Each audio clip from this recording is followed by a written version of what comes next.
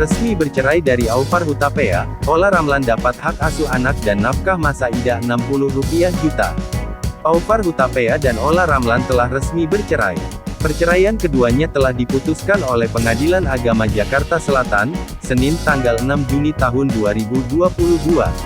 Selain mengabulkan gugatan cerai Olla Ramlan sebagai penggugat, majelis hakim juga menetapkan beberapa hal, yaitu terkait permohonan hak asuh anak pada Olla Ramlan.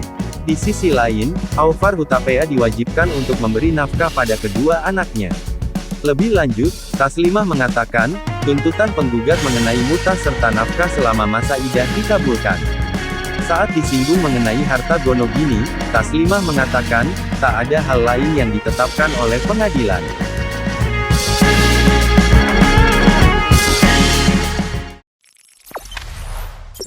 Jangan lupa subscribe, share, komen, dan like ya.